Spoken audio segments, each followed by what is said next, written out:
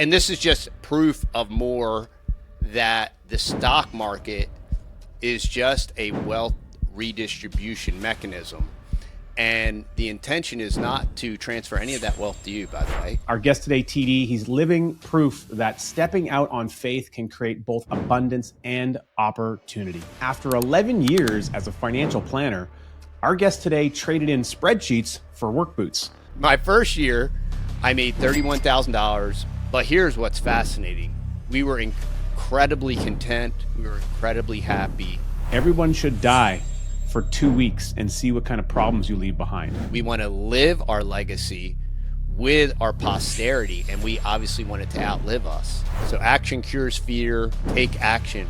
Do it now, and the fear will disappear. The fear will go away. That just smells kind of like a Ponzi scheme to me, you know? I needed to take responsibility for our legacy.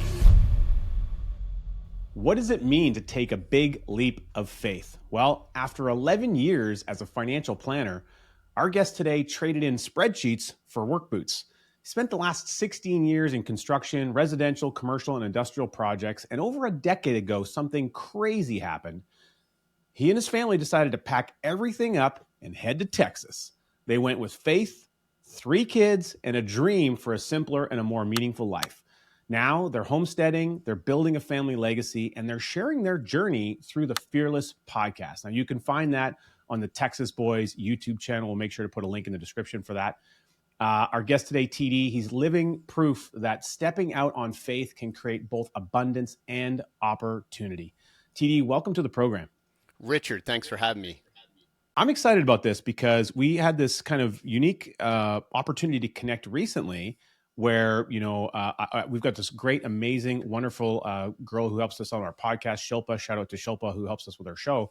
And she's been posting pretty regular on our community page. And we're starting to do these things called Real Talk Fridays. And there was a great comment that came from your guys' channel about something to do with some policy stuff. I thought, wow, that's a really cool comment. And we found out, wow, you guys have a really neat channel as well. There's a lot of alignment there. Like you guys are very focused on independence, freedom, a little bit of a libertarian kind of a tinge to what's going on there, which speaks to my soul a little bit. And so we reached out and we thought, well, it'd be great to have you on the show and you learn a little bit about what your guys are doing and your podcast and your platform. So that created a really cool conversation. And here we are today, going to dig in a little bit into not only how the infinite banking concept found you and your family, but just a little bit more on your journey, because you have this unique experience, past world, stock market, financial planning, kind of what we might refer to as, in air quotes, the enemy, in a past world, to really a fundamentally almost night and day change to how you and your family operate today. Well, my background is what shaped me to where we are today, and what I experienced in the industry is really what drove me away from the industry. And if you wanted me to kind of dive into that, I could get a little bit into my history in the financial planning industry and what kind of made me realize that was a really bad idea. I think that's a good place to kick it off for our listeners. Like, let's unpack just quickly what was we'll call it the straw that broke the camel's back. I mean, 11 years is a pretty decent amount of time. A lot of people leave that industry before the 5 years is up. I mean, it's still the case today that it really grinds people out. But you stuck it through. You were in there for 11 years, and then there was a combination of events that led to you saying, you know what, enough is enough.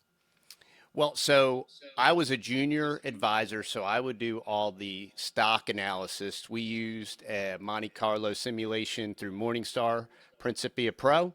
And so I would do all of the meeting prep.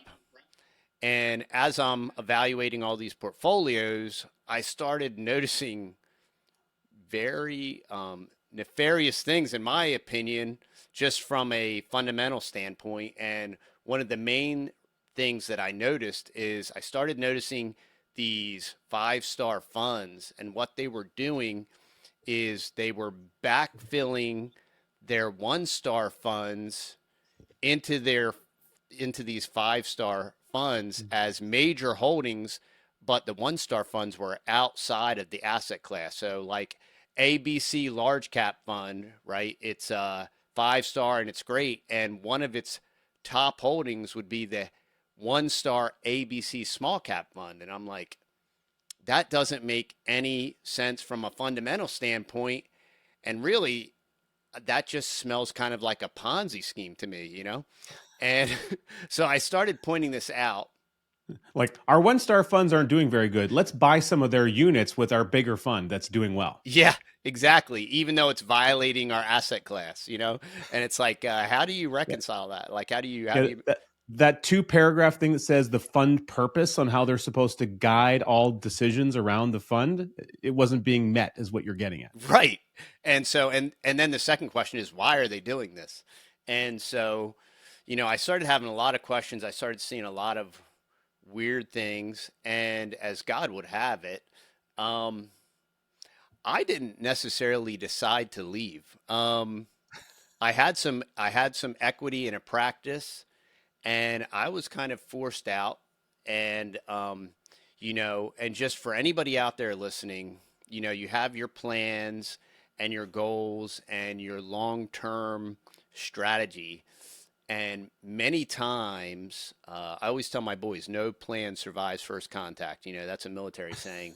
And there's nothing truer in life than that. And I didn't necessarily decide to leave, but what happened is I got forced out um, right as the market was crashing. And another opportunity immediately presented itself to do some day trading. And so while we were in the bottom of that market, I was day trading for a single investor. And I took a lot of additional training. I had all my licenses, but I took a lot of additional trading, a lot of additional training, like on options and different things. Started messing with options. Bought some very expensive software to analyze charts. So like teacups and candles and all this stuff. And so You we, were drawing trend lines like yes, they were going out of style. yeah. So we were trading on trends. This this software would analyze these trends and it would make picks for us, and then we would pick out of those picks, and that's what we would trade on. So I was knee deep in this from 8 a.m. to when the market closed, and so I had all these large screens tracking all the stuff, and I had an epiphany. I'm watching these stocks, and interestingly enough, these were all financial stocks. And I would see a stock like AIG or Citigroup or Fannie or Freddie or whoever was still supposedly alive at the time or whatever. And I watched these stocks trade um, 9 million shares daily, and they would oscillate on a penny. So it would be 99 cents a dollar, 99 cents a dollar. And I'm sitting there and I'm like, wait a minute. I'm like, I could set up an automated execution, and we could automatically trade these stocks all day long, and for lack of a better term, like print money. Like we could, if we could do this. So I went on Fiverr, and I hit up like 5 guys. I said, hey, can anybody make me an execution software that'll trade on a penny? And this guy in Finland or somewhere over there, he's like, $300, dude, no problem. So I was trading in Scott Trade Elite, so I called the help desk and I said, "Hey, what's our standard deviation on a sale or purchase?" And he said plus or minus a penny. And I said, "Okay, well, what is it? Is it plus or minus a penny?" And he said, "Well, it's plus." I said, "So if I try to buy at 99 cents, like where am I guaranteed to buy? Plus or minus a penny?" And I said, but I want the penny." I said, "I want the penny. I don't want to." And he said, "Well, you can't do that. You can't do that." He was like, "You have to have an institutional account."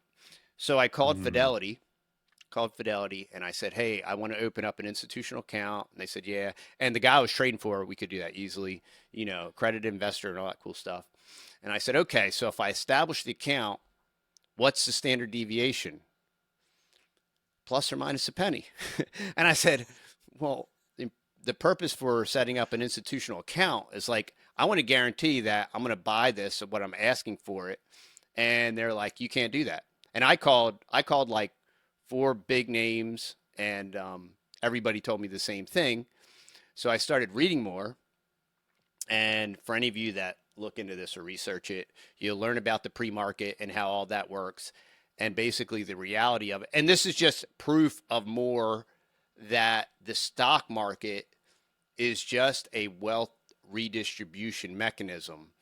Mm. And the intention is not to transfer any of that wealth to you, by the way. It is to transfer the wealth to the people that have the most of it. And they're going to pre purchase anything you buy, which guarantees them a profit. So that was incredibly eye opening to me. And that was number two. And then number three, um, I transitioned out of day trading into construction. Growing up, my dad was a general contractor, and unfortunately, as a young kid, I worked with my dad, and my dad worked very long, very blue or no collar, and he worked very hard, sun up to sundown, 6 days a week. And I said, you know what? I'm not going to do this. Like, I'm going to go to school so I can get a good job, so I can get a good 401k or whatever. Look, we all think that we should be paying only your fair share in taxes. It just so happens, I think your fair share is lower than probably what you're paying now. Well, we talk a little bit about that in our book, Keep Taxes Away from Your Wealth. You can get a copy and access to the bonuses by going to keeptaxesaway.com. That's keeptaxesaway.com. Head on over there and pick up a copy today. And I obviously in hindsight, I regret a lot of that. Long story short, I got into construction, and by the blessings of God, He allowed me to hire my dad, and my dad worked for me the last 2 or 3 years. So that was like this kind of like incredibly ironic and beautiful thing where I got to spend a lot of time for my dad and continue to learn from him and all these That's different great. things.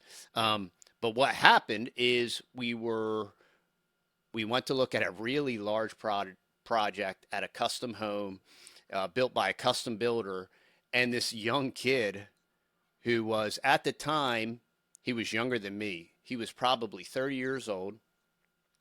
And he had this bayfront house on the bay. And he's telling me, he's like, yeah, I'm going to remodel the garage. I'm going to put a 6-car stacker in here and all this stuff. And he wanted this huge wet bar for having like seafood blowouts in his kitchen with these fountains and stuff. It was crazy. And I'm like, and he's like showing me around the house, and it was all like smart home. And this was 15 years ago when smart homes really weren't a thing and everything. And this smart sauna and smart shower, all this crazy stuff. And I'm like, this is wild, dude. Like, where's this guy getting his money? And I said, hey man, what do you do? He's like, I'm a bond trader. I'm like, bond trader, huh? So I'm like, well, I know a little bit. So I'm like, I'm going to keep digging.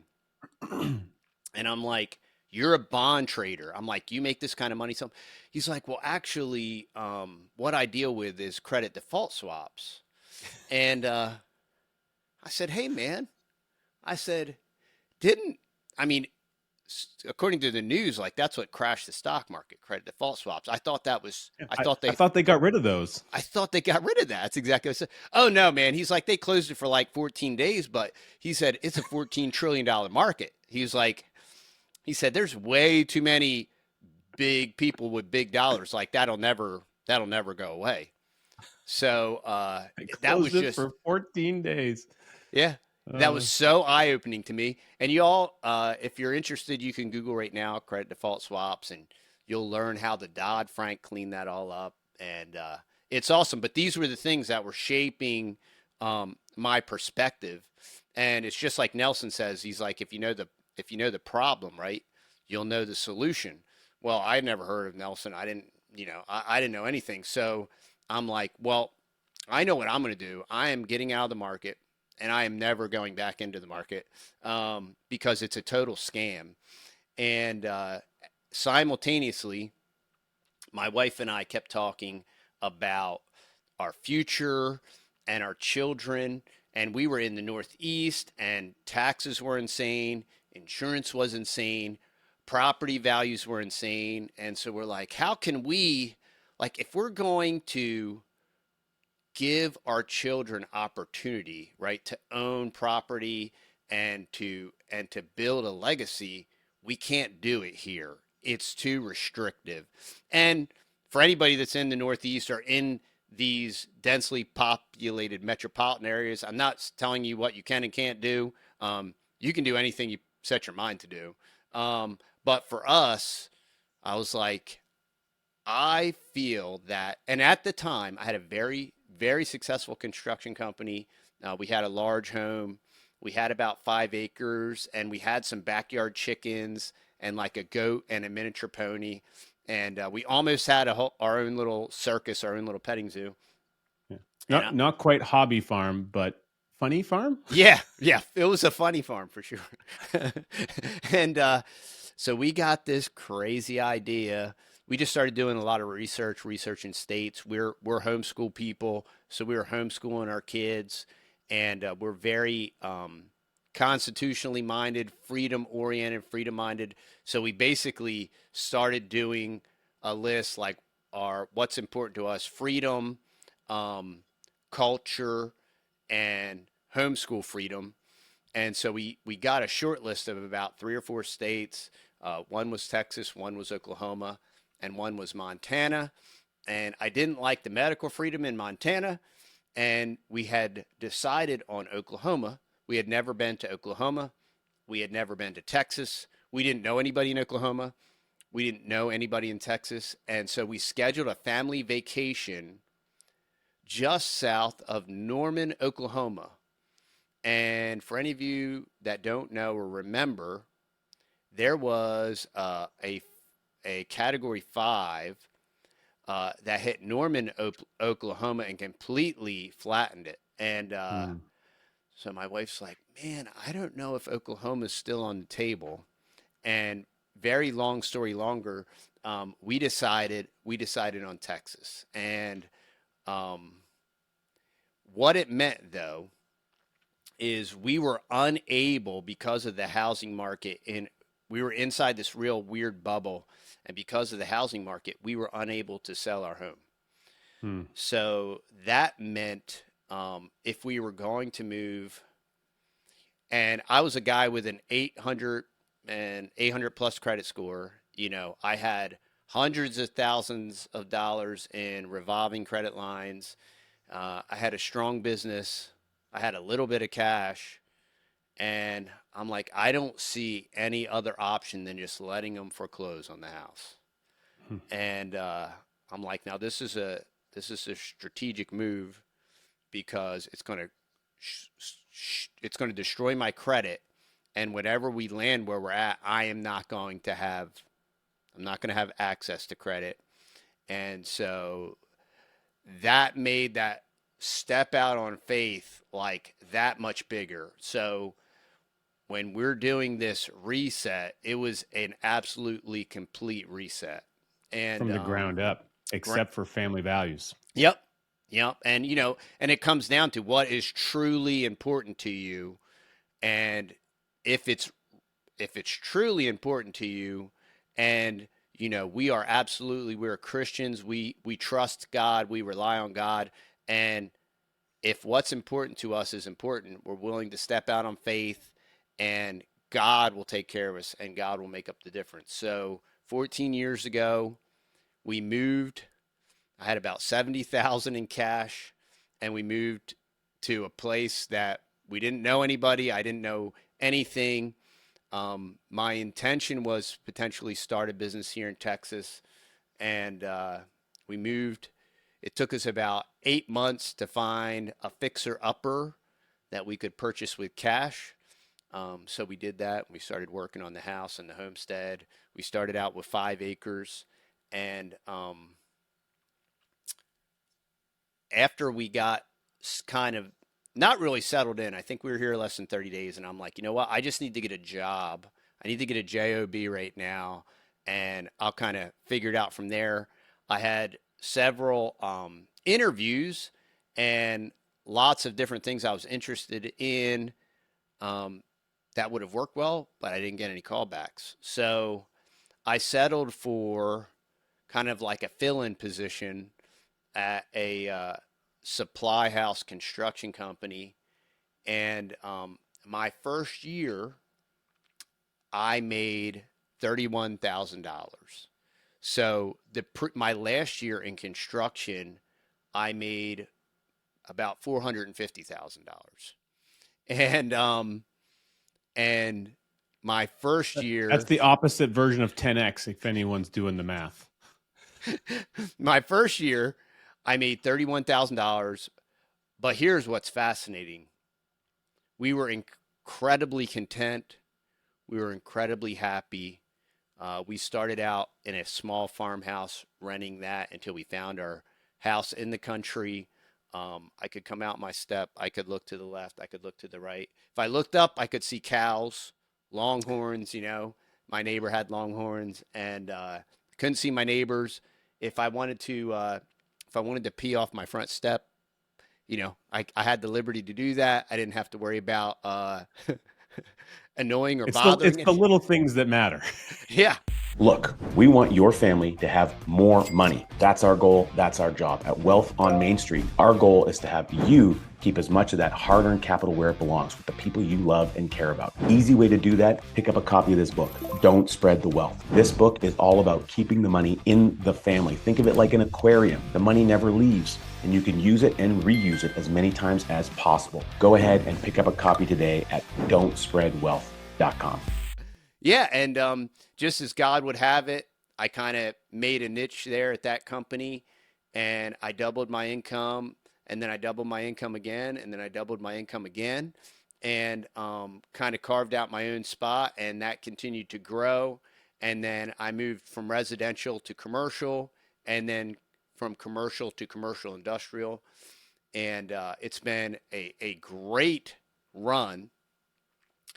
But what started happening is I started accumulating capital, and I started accumulating cash. Okay, and then I'm like, so what are we going to do with this? Like, we're going to try to farm. We're going to try to grow stuff. We're going to have like meat, chickens. We're going to do all the stuff, the homesteading stuff. We got the gateway animal, the chickens, and we're doing all these things. But you upgraded it from a mini horse to a regular horse? Yeah, 5. Well, now we have 3 horses, but yeah, we have 3 horses. We got a bunch of cows, and we got a bunch of chickens. And what happened is I became, when we were in our little country rental, this beautiful old lady, just, salt of the earth, she came over and she brought us a flat of fresh figs, and there was like, I don't know, 300 figs, and I'd never had a fresh fig in my life. And I started eating these things, and I'm like, what? This is incredible. Like, what is it? I've never experienced this world, And so I got this itch, this bug to start planting fruit trees. And fast forward 5 years, 6 years, and now I have like 400 fruit trees, So I started doing this, and so I said, well, if I can't invest this money in the conventional system, what can we do? Well, we can buy infrastructure. So we bought another 25-acre property about 7 years ago, and that's our La Finca, where we have our cows out there. It's not a ranch, because I mean a ranch in Texas is a lot of dirt, but it's our La Finca. We affectionately you can look out, but you're not going to see the end of the ranch from a distance. Right, yeah, yeah. And we put some cows over there, and I kept accumulating capital, bought a tractor, we built a greenhouse, we put in just thousands of feet of fencing, and then we had an opportunity. We bought another piece of property. We flipped that property. We bought another 20 acres for my boys, and so they were fixing up that property, and it was like maybe 3 miles from our homestead, and the property next door came up on the market, and we had a family meeting, and the boys were talking, and they were like, we would really want the property next door. Like, if we had the choice, And so I said, well, we sell the other property, we could buy the property next door. So we did that. We bought the property next door at the top of the market, and fenced it in and kept accumulating capital. And so now I'm sitting with cash in the bank, and I am like scratching my head. Like, I'm losing money every day here. Like, what am I going to do? The And inflation clock is ticking away, and you're like, what am I, erosion. something's got to happen here. Yeah. And so, God is so awesome. I get this email, this random email out of the blue, from a subscriber in Southern Texas. And he says, hey, I want to send you this book. And he sends me this book, and it's by John Commuta. And I'm like, John Commuta? I'm like, that's so weird. Like, I've heard this guy's name 1,000 times. And so I'm reading this book, and I'm like, this is it. Like, this is where I need to store my capital, And so I call him back, and then we schedule an appointment. I start talking to him, and he said, hey, look, you need to buy this book, Becoming Your Own Banker. So I get the book, and I'm reading the book. And I'm like, this guy is my guy. Like, if I was like 80, like, this is me in the future, you know what I mean? And he starts talking about Austrian economics, and I'm like, whoa, this is weird. And it was either somewhere in there or maybe listening to an audio, and he says Bob Murphy, and I'm like, Bob Murphy? Like, I listened to Bob Murphy's podcast. Like, it was all, man, it got really crazy, and I'm like, I need to do this. So about 2 years ago, we started our first policy, and Max funded the first policy, and then we started a second policy, and now we have a total of, I have 2 policies, and my oldest son, who just got married, he has a policy. His wife has a policy. My son that just turned 18, his policy just got approved yesterday. So Awesome. he's going to max fund that. And so we've built, we're building our banking system. And by doing that, what I was able to do is I was able to make a loan for my oldest son to build his house. So he is in the process of building his house, which, interestingly enough, is bigger than my house. Kind of ironic. And he's building it right next door. So this entire dream that we had about building a living legacy, what our thought process that shifted and changed is, like, rather than hoarding and storing and then handing off this future value after we're dead, why don't we do that while we're alive? And how much more powerful is that, and how much more we can participate that, be a part of it, direct it as best as we can with what we've learned. And the infinite banking concept is the chassis, because I was very Austrian. I was very libertarian, and I knew that the problems that we have in society required a parallel solution, So we always talk about parallel society, parallel community, and parallel economy. And you can't have a parallel economy without a foundation. And the infinite banking concept is the foundation for a parallel economy.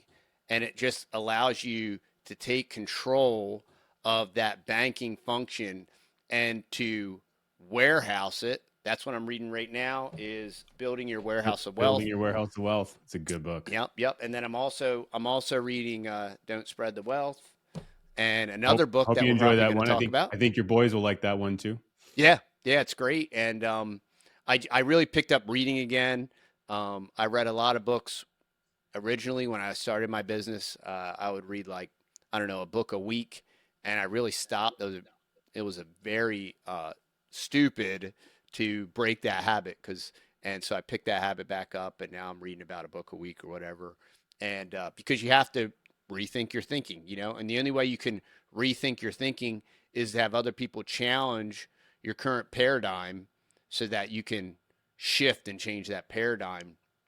That's why your podcast is so important, and other people that are doing what you do. Then there's a lot of other I don't want to call them grifters or anything, and I don't want to malign them, but there are a lot of other people that pick up the infinite banking concept as like this kind of like buzzword thing, and they do implement it, but they're like, you just stack this in your strategy. So yeah, invest in the stock market, right? But change the order of how you do that. And if you truly, and this isn't a test of who's a real believer or whatever, but if you read Nelson, like the snakes and dragons are real, and the power brokers are real, and you can't dance with the devil.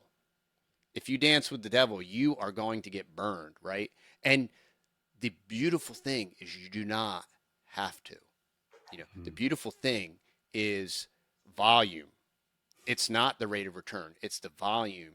And what happened, right, is I started a policy, and I was so afraid to capitalize it, like what if I lose my job? What if I can't pay this premium? So you start out and you're, okay, well, I can do 20,000 a year or whatever, And fortunately, we have the PUAs and all that cool stuff. So, you're not, you have room for expansion. Thankfully, because I started out as a scaredy cat, and everybody will. I mean, I totally get it. And I was doing this infinite banking stuff. I made 3 private loans my first year, and I did very well. I made about Lending to a third party, you mean? yes, Type of loan. yeah, and I didn't even know what I was doing, to be really honest with you. And I took my interest that I made off of that and put it back into PUAs. Okay, so you want to keep the wealth in the family. I get it. I hear you. Me too. That's why we wrote this book, Don't Spread the Wealth. Everyone tells you that you want to spread the money, spread the wealth around. No. You don't want to do that. You want to keep the money in the family with the people you love and care about where it belongs for as many generations as possible. That's what we talk about in this book. In this book, we have an incredible 15-page bonus you can download, which instructs you on how to start the conversation with your family on annual family banking meetings, how to host them, some sample exercises, and a sample agenda. Tons of amazing, great benefits. Go ahead, get a copy right now. Head on over to Don't Spread Wealth. That's don'tspreadwealth.com. Don'tspreadwealth.com. You're going to love it. Which is following Nelson's principles, and that goes directly to the equipment financing example on, I believe it's page 54 of the book, or 56. Page 58, bottom of page 58. Actually, this interest is not really interest. It is additional premium and capital that has been paid into the policy that equals the interest being paid to the finance company. So you took heed and actually implemented exactly what Nelson is suggesting that you do. And interesting enough on that note, so I made these private loans, and as I was getting paid back, I was paying down the loan. And I just text my my IBC guy, and I said, yeah, so I'm paying down the loan. He's like, well, that's one way to do it. And I was like, what do you mean? He was like, well, you could always buy paid up additions. And I'm like, okay. So I took the money back out. I took another loan that I just paid back in, and I bought PUA with it. And that's when it clicked. I'm like, oh, I get it now. and I'm like, oh, wow, I should have scheduled a larger initial premium, And so I opened up a second policy. Max funded that. Maxed out the PUAs and all that cool stuff. And then my son starts talking to me about he wanted to build this house. And I said, okay, let's make a loan. I did kind of, I gave him a super sweetheart deal. So I know most guys would probably be charging, being a little bit more of an honest banker with their son. But he's got a policy now. His wife has a policy, and you will not it is more caught than taught. You will not understand it, I don't think, until you start doing it. And then once you start doing it, you'll be like, oh yeah, and that it is. You've created a financial energy ecosystem, though. Yep. So, he's going to make payments to you, and it's a construction draw mortgage basically. So he needs money for more material or this. So every couple of weeks, you're taking a draw or a policy loan. Really, like you're not taking, you don't have to take the whole lump sum while the whole build happens. You're just Right. taking pieces of it, but you're tracking as that builds up, and he's going to be making payments on the total balance. Right. So it's Yeah. not really any different than how any other new construction home would get done. The difference is who's controlling the keys to the kingdom and what Exactly. direction is the energy flowing. It's flowing literally across the fence. Yep. Yep. And then the money's coming You should back put a and little gate in there and just call it call it like the dividend party gate or something. Because as that money's passing through across the fence, you're going to have dividend parties to celebrate every year on the anniversary of your policy. exactly. And the money that's coming back is going right into the family bank. When I die, my son, they all get all the money. You know what I mean? And it is so simple. It In the beginning it seems complicated. It is so simple. That's why the interest rate does not matter. It's the volume. And so I kept thinking about this because that's what Nelson's when anybody reads premium should rise to meet income, right? Your goal is for your premium to equal your income. I would say everybody that initially reads that, they totally don't understand it. And most people I think would say, that's crazy. Like that's crazy. Like what do you mean? Like if if your premium rises to meet your income, how do you pay your bills, right? There you go. You just got the answer. And I'm like, "Oh, so I mean, as long as you're being honest and as long as you're an honest banker, yeah, this can't collapse." And Well, interesting enough, a lot of people don't realize too, a dividend when paid and applied back to the policy as to buy paid up additions is also considered a premium. right, exactly. So as a policy grows and matures over time, those can become quite large. And Right. so there's a whole combination of things taking place that can create an environment where premium and income can match. Right. Yeah, and there you go. Now that's a whole I wasn't even considering that. Yeah, that's really good. And that's why it's great to talk about this stuff and think about it. But You mentioned something, TD, earlier about, of course, the concept of not only how this all ties into your family, but specifically you talked about how you can live your family living legacy. You mentioned, which I really love that terminology. I think that's great. It really reminded me of another mentor that we had, very similar to Nelson, actually in Canada. He was originally from Scotland. We did some training with him. In fact, we were able to put him and Nelson in a meeting together, and their wives in Kelowna, British Columbia. I think you've been up to Kelowna once. I think we might have talked about that. And they got together, and his name was Bob Shields, not Shield with a D, it's Shields with an L. And he wrote a book called "You Don't Have to Die to Win." And he talked about creating your future operating line of credit. mm, So it was very similar, two guys, similar ages, using the power of whole life insurance to create a financial system of implementation. And Bob would say, it's for living, not for dying. You have to use it. the living benefit. So powerful. And it's He so would also say this: everyone should die for 2 weeks and see what kind of problems you leave behind. And wow. if everyone knew what that was like, you'd make sure you had the thing that was going to be there when you needed it most. And this topic comes up for me a lot with guys I work with, and they kind of complain about money and future and legacy. And what they're all doing is they're worried about like they want equity in the company we work for, you know? And I'm like, but there's no control. Like I worked for the team that I work for, and I had equity. I had about 18% equity in, I think when I left, I think we had 75 million under management or something like that. And yeah, you can do the math on that. That's how much equity I supposedly had. And I didn't get a penny of it, you know. And that, you know, and that needed to happen because I needed to take responsibility for our legacy and the incredible power. What maybe 6 months ago, what I realized through the infinite banking concept is you do not need a lot of money to do this, right?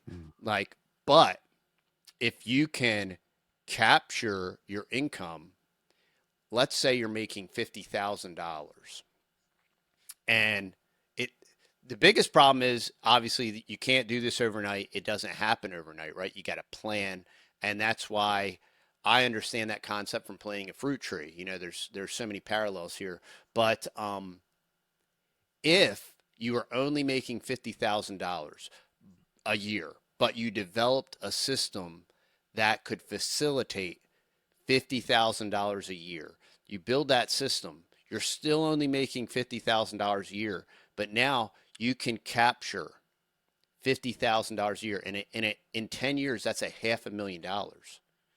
So you can be an average Joe on an average income, and you can capture $50,000 a year income and essentially capture $500,000 in 10 years. And I don't, you can talk to all your friends and all of your guys with big 401ks and all that stuff and ask them how long it took them to capture, how long did it take them to capture $500,000 in their 401k?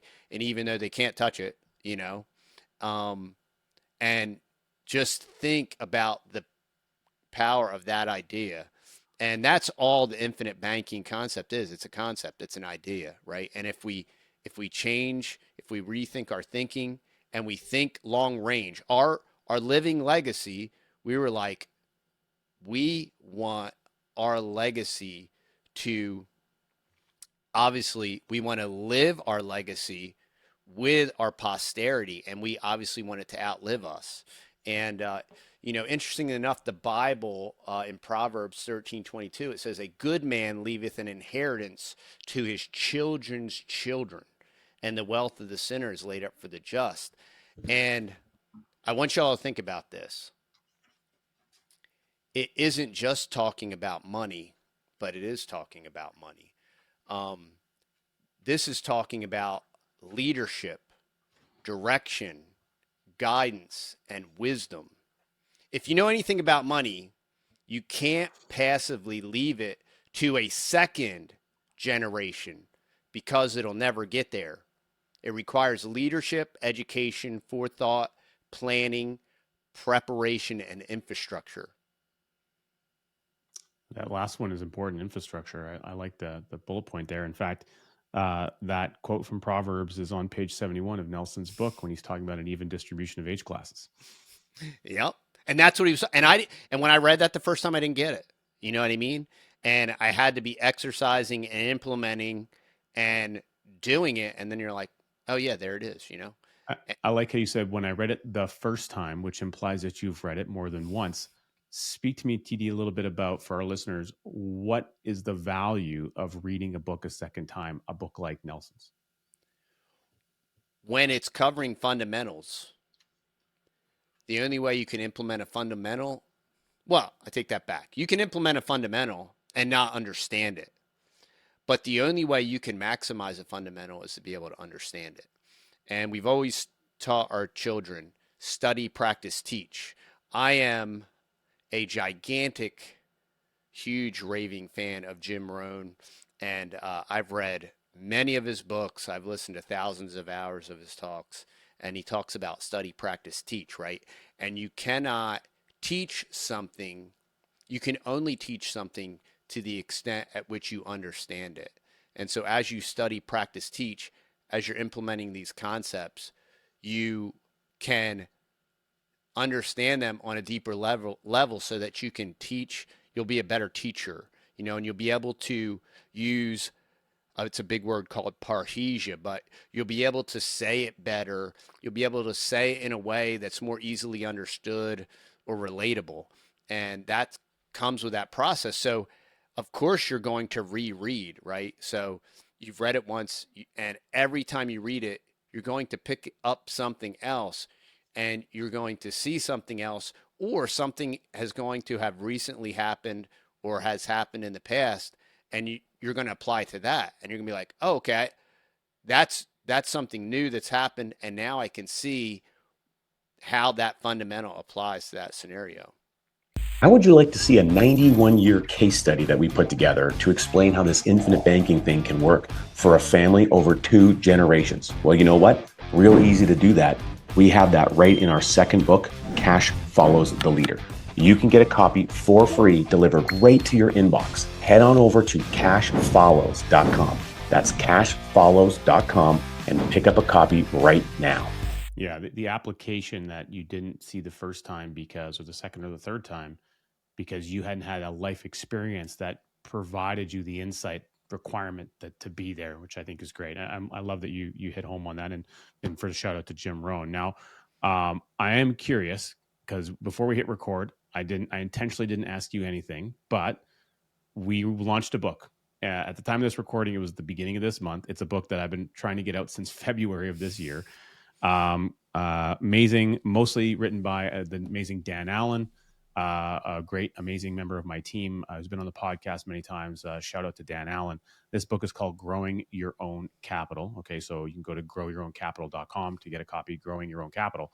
Now, you got basically an advanced copy, TD, of this before there was a physical one that could be shipped out to you. So he's got it all printed out there. And I thought, what a really, this is kind of inspired by Nelson, actually, because Nelson would see things. He's like, well, by golly, what a golden opportunity we have here. And here I'm speaking to this guy who's got this kind of hobby farm, growing farm operation. You've got products to sell on your website from your farm, which is amazing, and I'm like, well, this is a guy who moved to Texas, who's living in a farming community. You're talking about longhorns and things and ranches.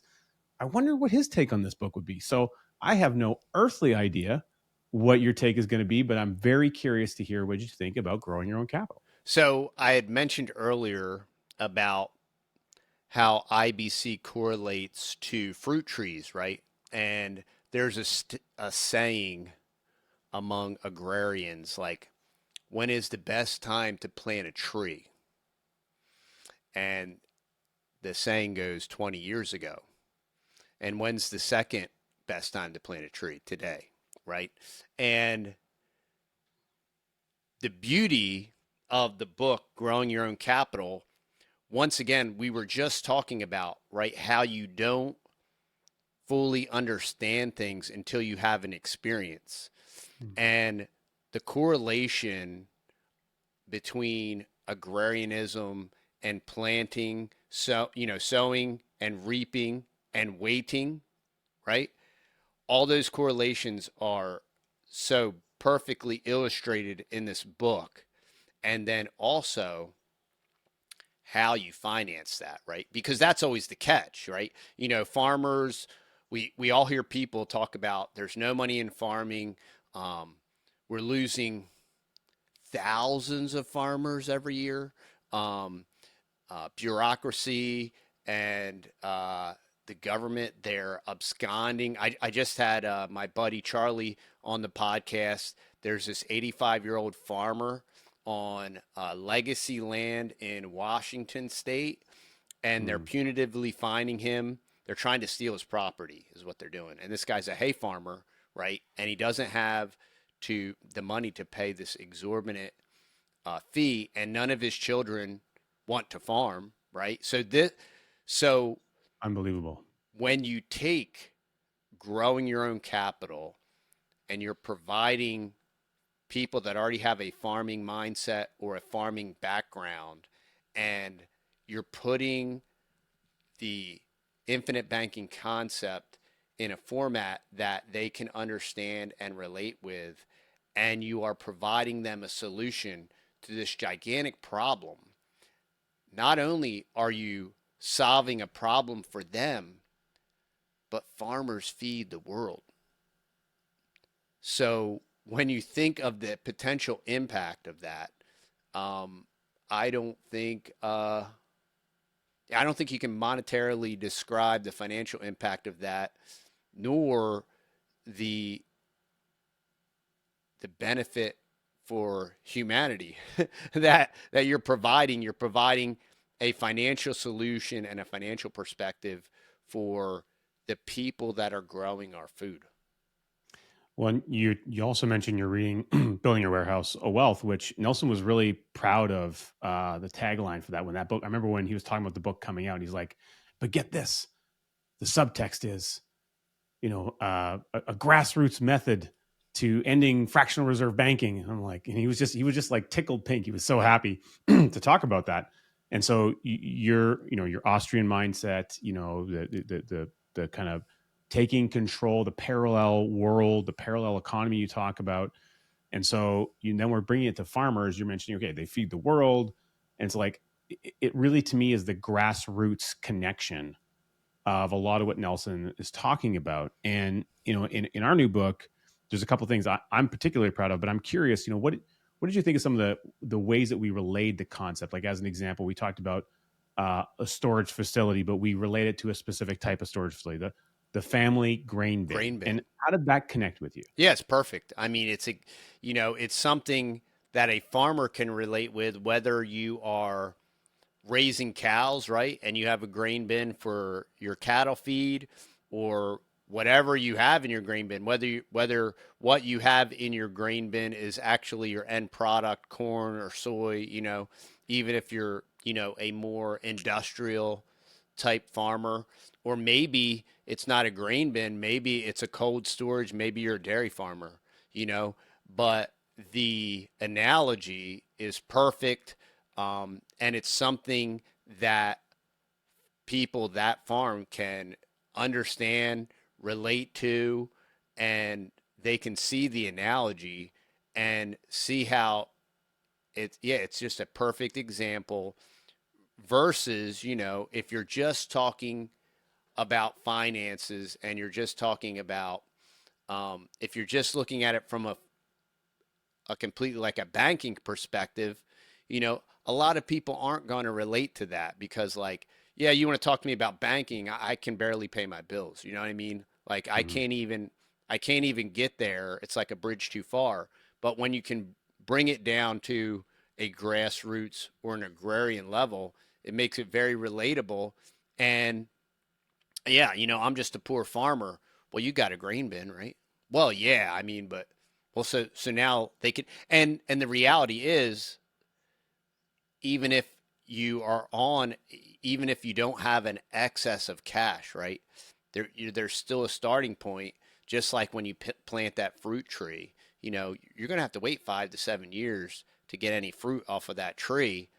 And it's so interesting how that policy break even is like right there in that fruiting period.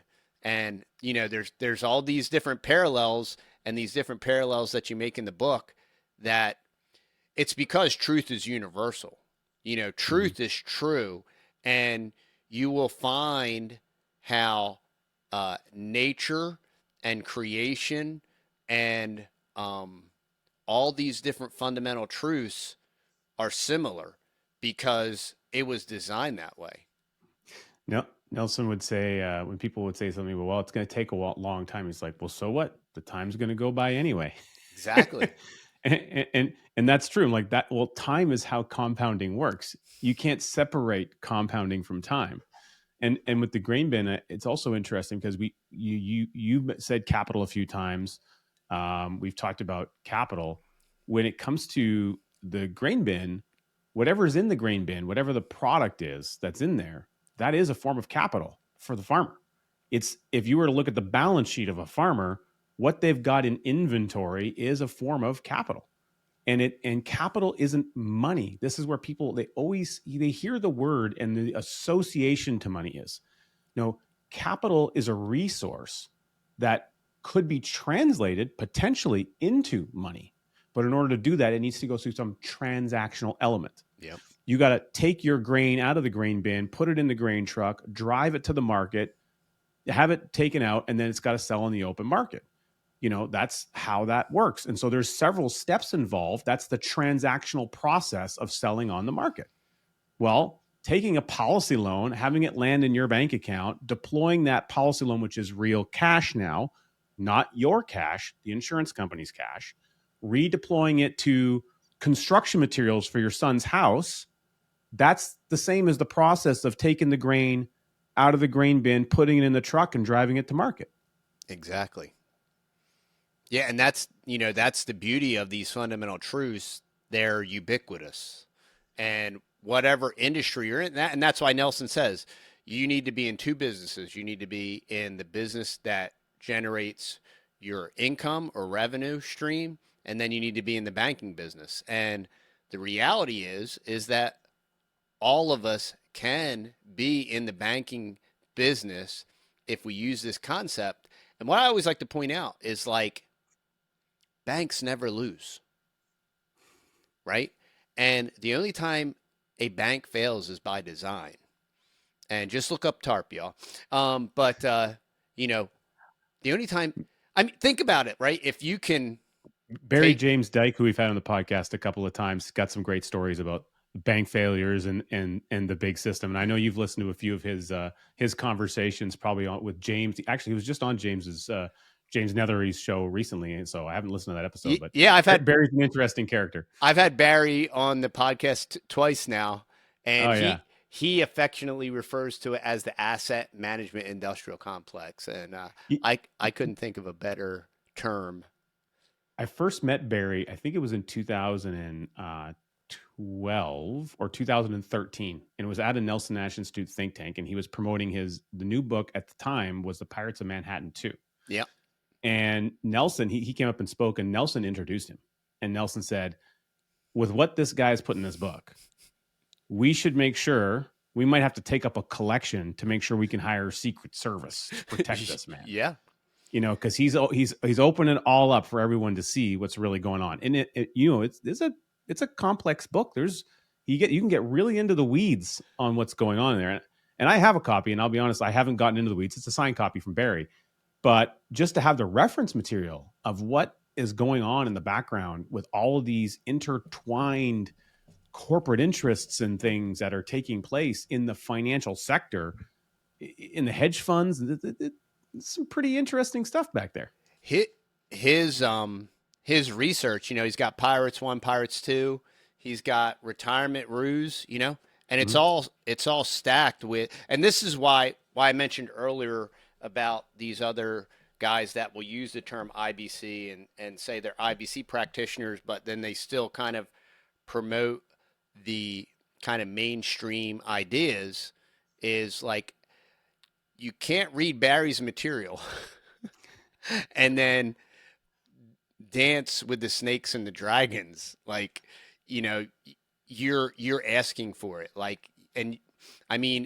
Some people might think that they're smart enough to not get bitten by the snake or breathe fire on by the dragon. But, I think it's a fool's errand, and it's completely unnecessary. I don't understand if you would do the infinite banking concept. The entire concept is to mitigate risk.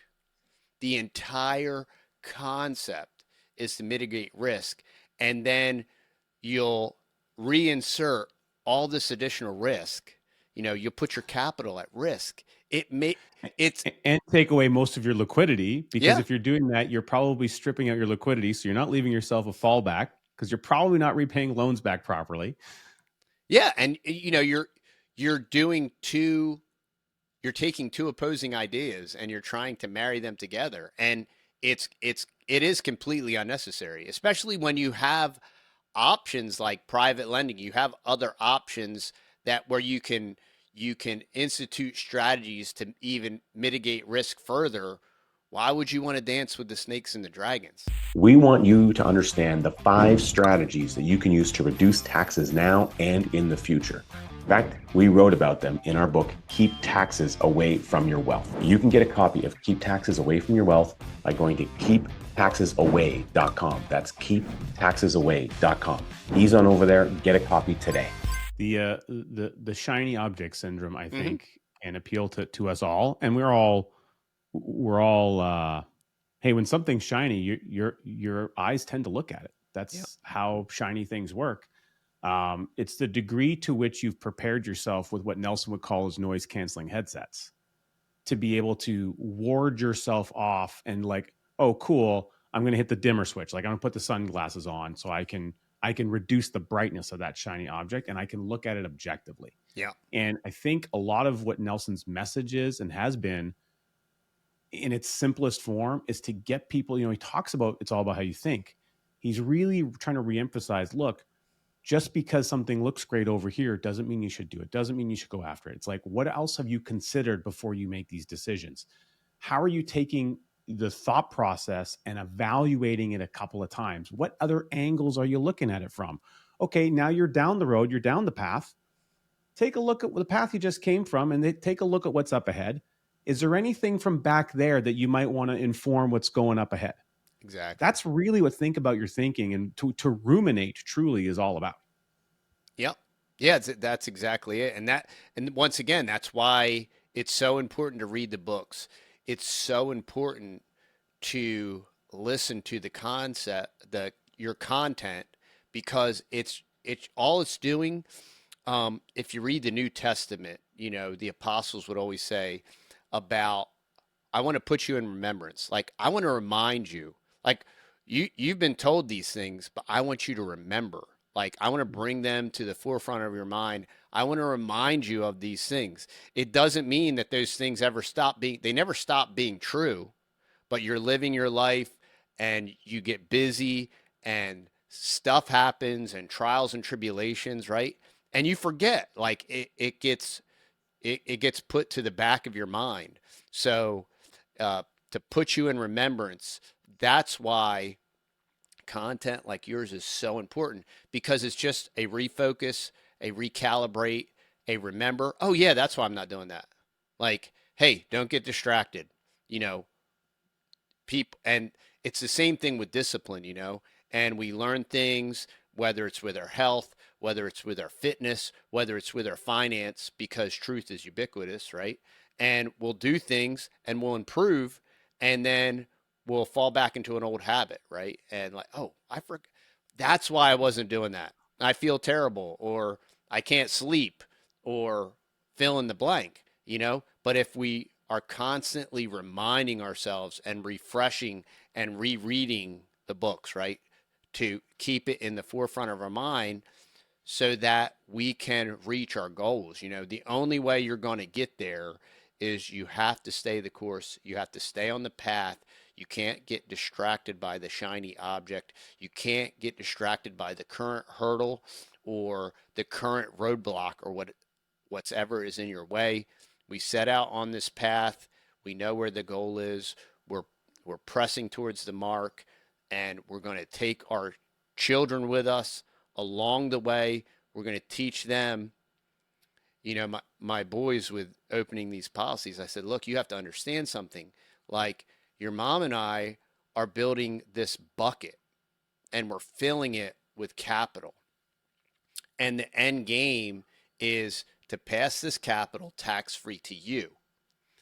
If you don't have a big enough bucket, this is where your children's children come in, right? If you don't have a big enough bucket to receive this tax-free passage of income, it's going to disappear, right? It's got to have a warehouse. It's got to have a place to stay. So if you start now, when the time comes to when your mom and I graduate, you will have the facility, the infrastructure you'll have a warehouse to put this wealth in. And that's where the teaching process comes in. Here's an interesting tidbit that you'll appreciate because it's actually unique to your situation today, as you've described it. You know, your oldest being married, which congratulations, Thank you. and that means that probably in the non too distant future, there's going to be some grandkids entering your world. In a month or two, yeah. Okay. So we went from potential to imminent. Great. Yeah. And with it, this is an interesting thing that I learned from Nelson. In fact, I don't remember where we were. It was at one of the think tanks, or it might have been when we were recording the documentary film that this kind of came up. But Nelson shared a story about where they ran into a problem, a challenge. And Nelson he got a policy issued, I think maybe 2 months, 3 months before he passed away. Wow. It wasn't on him. He was getting policies. He was just getting them and giving them away.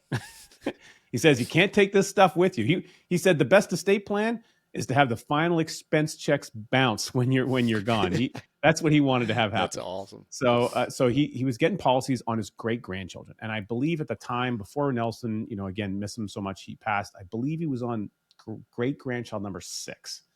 And every once in a while I get a picture of him with like a newborn great grandchild. He's like, oh, got a policy issued on Jeb, today and stuff. Right. And so anyway, so he got these policies, but what they started to find out is they couldn't get the death benefit issued because Nelson wanted to get a policy for $2,000 a year. The grandparent wanted to get a policy for $2,000 a year, and the parent wanted to get a policy for $2,000 a year, and they weren't going to issue that much death benefit. And the insurance company has to manage that. Like technically, no one's supposed to get wealthy from insurance. It's not function. It's not a person. It's a replacement value for a lifetime of future income and earning potential and asset potential. That's its real function. It actually solves a social good. It is one of the first and original free market social programs. It is probably one of the premier only instituted social programs that exists, other than tithing to your church. Yeah, that's the beauty of reading the book.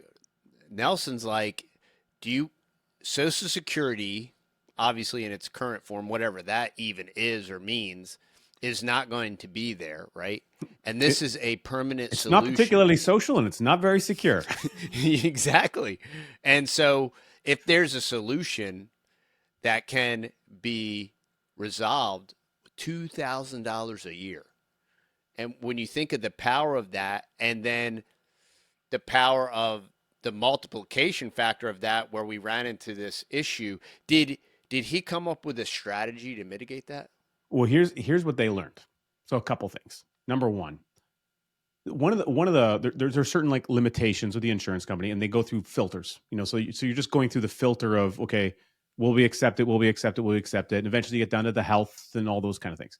Well, one of the filters is, in general, they will not issue death benefit coverage that is greater than 50% of what the parent has.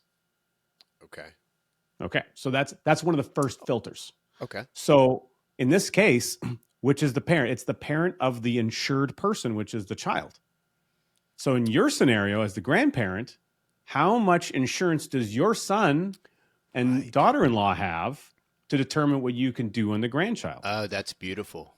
And now I'm going to take you ahead in time. We're going to go 24 years into the future, 25 years into the future. You've got a lot of roadmap ahead of you to do that. Yeah. But now you've got a great grandbaby showing up. So how much insurance is on your about to be firstborn grandchild, in order to create the environment where if one day TD's not with us anymore, we're going to have a windfall event of capital. Your children now, who are going to be at your level, your age group, are now trying to think of what to do through the education and deployment, and they're going to want to open up new policies. They're going to backfill loans. They're going to want to open up new policies. Can they get the capacity that they need? Does that make sense? So they ran into a capacity issue. And so there's some things you can do depending on, again, every insurance company has different structures. I know in Canada, one thing that we use, in fact, I have it as a rule for anyone that becomes a client of Richards. If I'm setting up a policy on a child, there's something we have, it's called a guaranteed insurability rider, and they vary by company. The one that we use primarily it works where you're basically paying for the option to turn on another contract at age 21 and another one at age 25. The maximum they'll give you is up to 500 grand. So 250 at age 21, 250 at age 25. It's a smoking deal. Costs you maybe $100 a year. Wow. You don't get anything for the lifespan up until that point, but you're paying for the privilege to turn on another policy regardless of health condition or financial insurability, because both health and financial insurability matter to get a policy. So if you've maxed out the kids' insurance and they're at age 21, they're in school, they're not making any money, mathematically, they can't get any more insurance. An insurance company won't give them any more, but we're creating a position to allow you to grow your family system regardless. So when we talk about like structuring these things, there's so many layers in the onion that we get to peel when we're thinking about a really long future. Nelson taught us, he says, you got to think 70 years down the road. You got to learn how to think beyond your own lifespan. And the moment I heard him say that, I was like, it was like a little explosion went off in my brain. I'm like, I didn't know that was possible, but now that I know that it is, how am I going to approach my worldview now, considering that it is possible to think beyond my own lifespan? Look, after a lifetime of work, what is it that your kids are going to inherit? Is it going to be opportunities, or is it going to be debt? Is it going to be a tax bill? What are they going to end up with? Our book, Don't Spread the Wealth, right here, shows families how to protect what they've built so they can pass it on the right way, the way that you want, you care about, with your value system intact. Click below, we'll send you a copy direct to your inbox. Start building your legacy today. How much better would society be, right, if everything wasn't about like McDonald's, if everybody didn't have this like McDonald's fast food mentality, and we just all thought, one, if we all thought long range, a lot of this petty stuff would disappear. And a lot of this social engineering that's going on with the psychologists and all this stuff that we're exposed to would really kind of vanish. Interestingly enough, though, you see the reason to do something now, to act now, if, you know, my son and his wife, by proactively doing something now, they're actually ensuring that their child will have more insurability, but it's because they're doing it now. If they wait, you know, if you wait, it's too late. And just the unbelievable power of a lifetime, a literal lifetime of compound potential. You know, it's not feasible for a kid under 10 in general to even know that compound interest works. Sometimes you can get there, but it's very, you know, that we're talking about the farthest stretch of the pendulum of the societal element of human beings. And so they've lost 10 years of compound potential.